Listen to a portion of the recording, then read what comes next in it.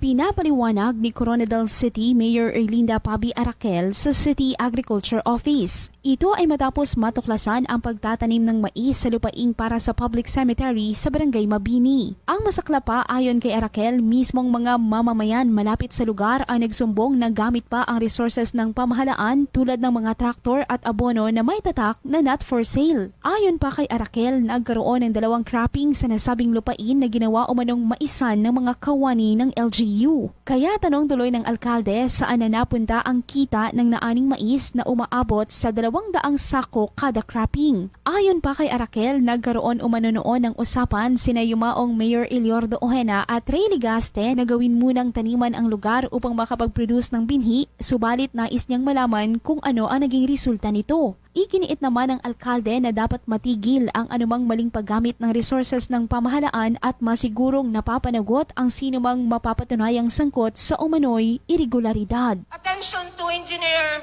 Benias. Kailangan paliwanag mo yan sa akin. Bakit nangyari yung ganun? Nahihiya tayo, yung mga tao nagsusumbong. Nga ang isip nila, abi namon ma'am, pauma, sang city. Ang aking pagkakalam, initial na information mula kay Sir Ray Ligaste na nag-usap si Mayor at siya na ang gagawin doon, tamnan para makaproduce ng mga seeds. Titinda ang na-produce nyo. Sinisika pa ng Radyo Bida na makuha ang paliwanag ng City Agriculture Office sa pahayag ni Araquel.